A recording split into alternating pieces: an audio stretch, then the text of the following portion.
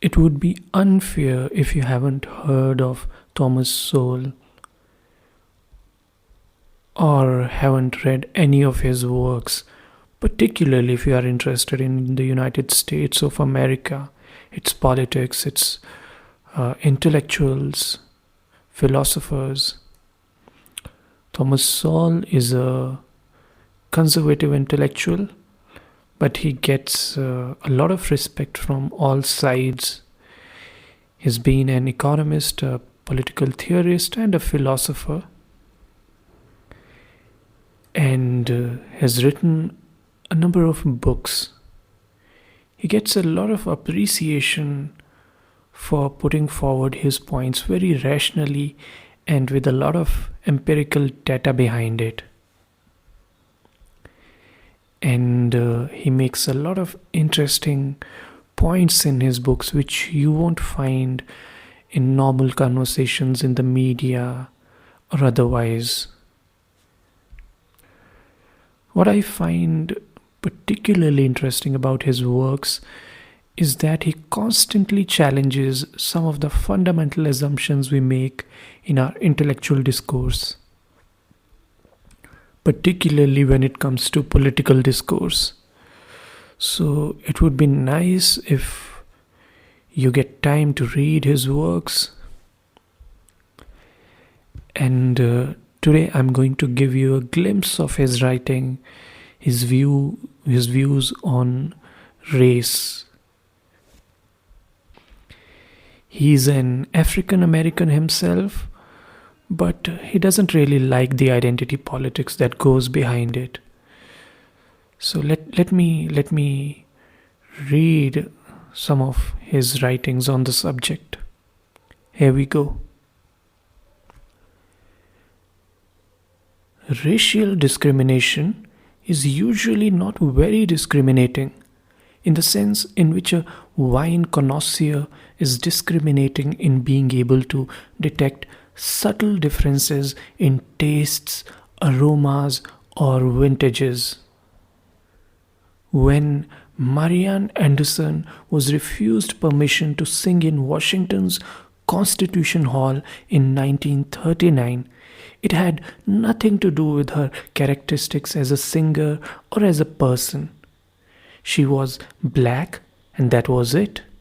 Similarly, in baseball, before Jackie Robinson broke the color line in 1947, no one cared what kind or quality of pitcher Satchel Paige was or how powerful a slugger Josh Gibson was.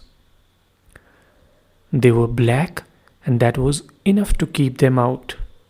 If we are to examine discrimination and its consequences today, we cannot be as indiscriminate as the racists of the past or present. We must make distinctions. First, as to some consistent meaning of the word discrimination, and then in deriving criteria for determining when it applies. We must also distinguish discrimination from other social or cultural factors that produce economic and other differences in outcome for different individuals and groups. To many, perhaps most Americans, there is racial discrimination when different rules and standards are applied to people who differ by race. To these Americans, there is a level playing field. And when the same rules and the same standards apply to everybody, regardless of race, as traditional as this meaning of discrimination has been, a radically different conception of discrimination has a strong hold on many in the media and the academic world today, as well as among political and legal elites. For them, differences in life chances define discrimination. If a black child does not have the same likelihood as a white child of growing up to become an executive or scientist, then there is a racial discrimination by this definition.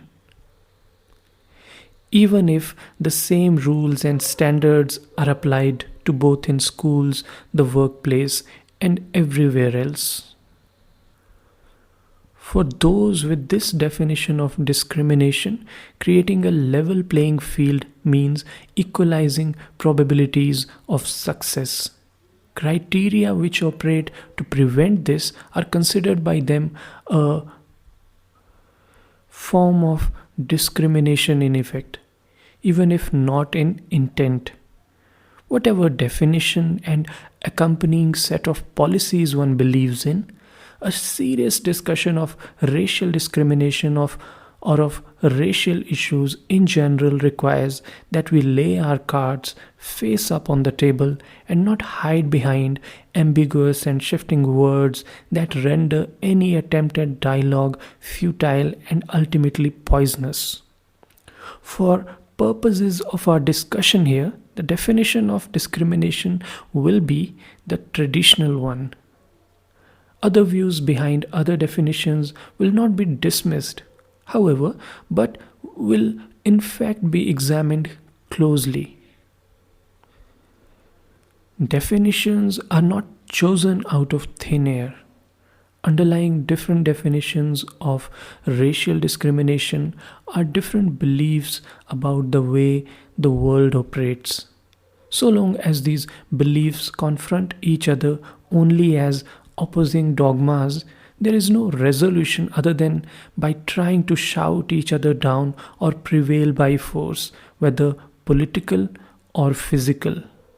Many people believe that differences in life chances or differences in socio-economic results are unusual, suspicious, and probably indicative of biased or malign social processes that operate to the detriment of particular racial and other groups.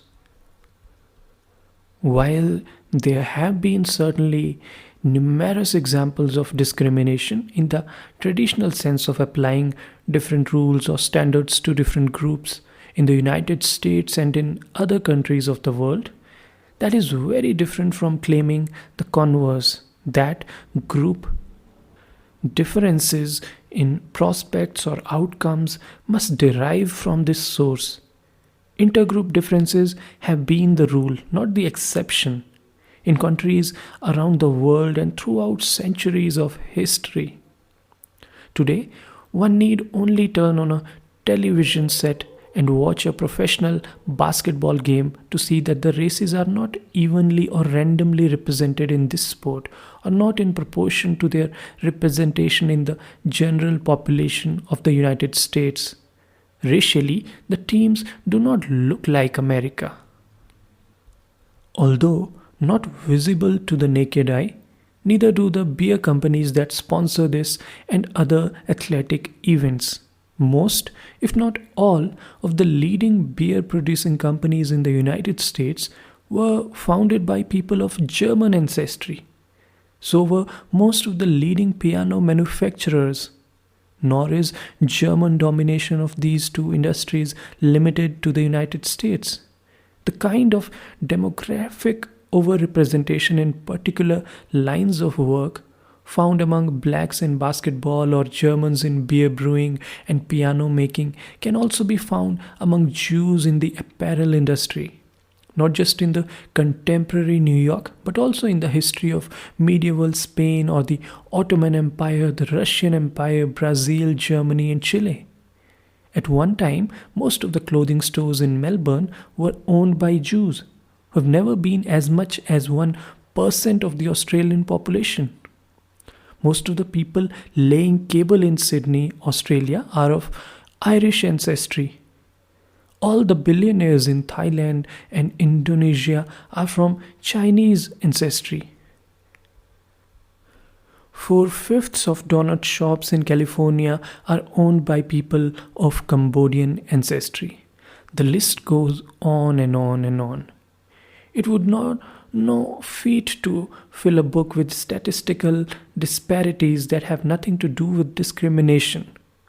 What would be a real feat would be to get people to realize that correlation is not causation, especially when the numbers fit their preconceptions.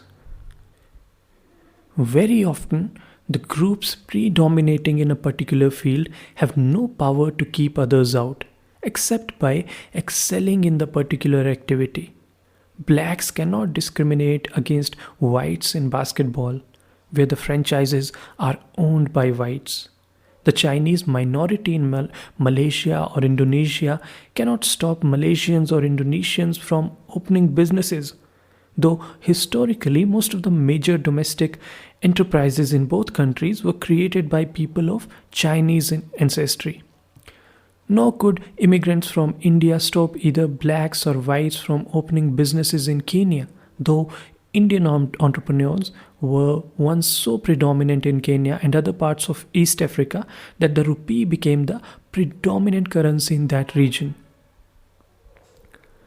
Some statistical disparities are, of course, caused by discrimination, just as some deaths are caused by cancer. But one cannot infer discrimination from statistics any more than one can infer cancer whenever someone dies. The absence of corroborating evidence of discrimination has forced some into claiming that the discrimination has been so subtle, covert, or unconscious as to leave no tangible evidence. But this method of arguing, where both the presence and the absence of empirical evidence prove the same thing, would prove anything about anything, anywhere, and any time.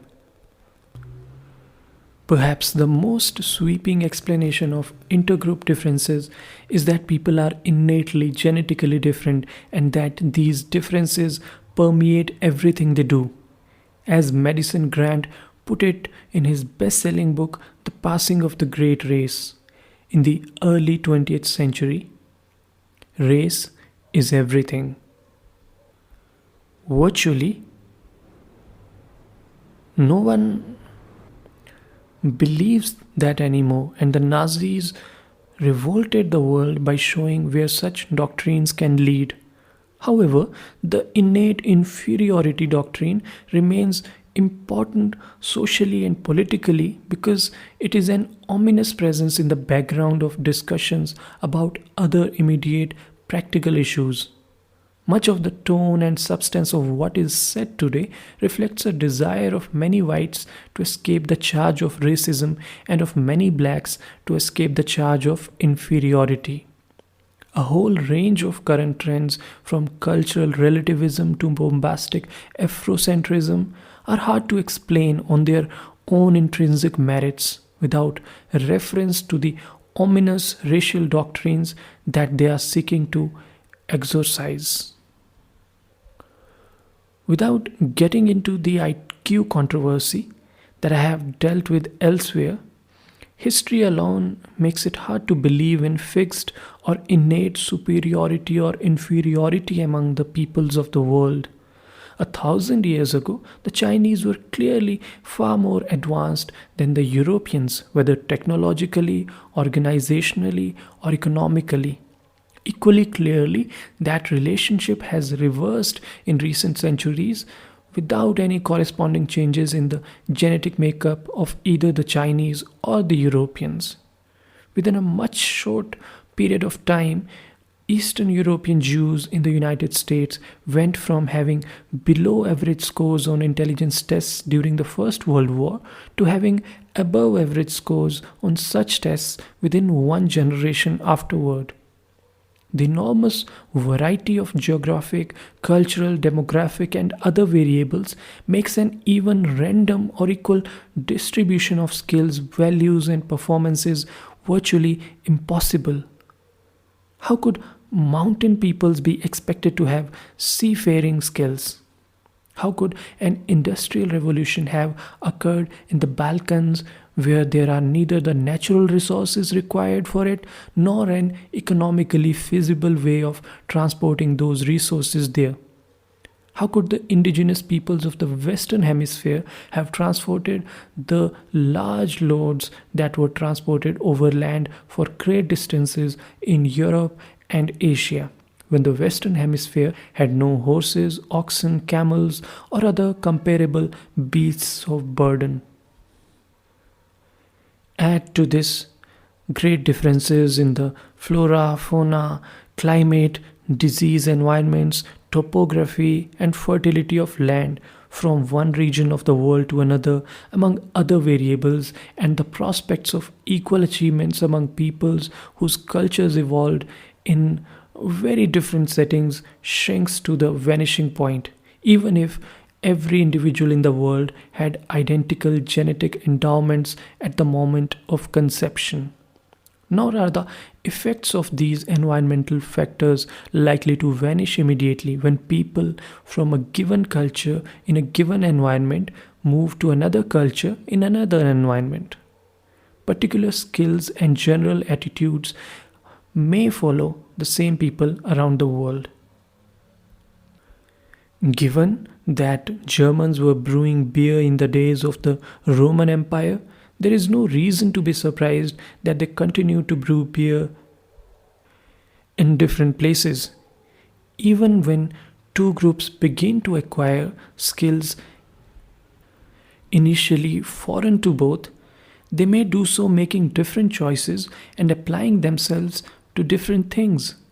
During the decade of the 1960s, the Chinese minority in Malaysia earned more than 400 engineering degrees, while the Malay majority earned just 4. Nor can such differences be reduced to external differences in the immediate environment, for the Malays had preferential access to financial aid for higher education. But they came from a culture very different from that of the Chinese. Just a superficial glance like this suggests something of the innumerable factors operating against the even or random distribution of peoples in different activities and institutions that is assumed as a baseline for measuring discrimination statistically. In some cases, we can trace through history the particular skills that led to the dominance of one group or another in particular industries or occupations, but in other cases, we cannot. In no case can we presuppose that the distribution would be random in the absence of discrimination.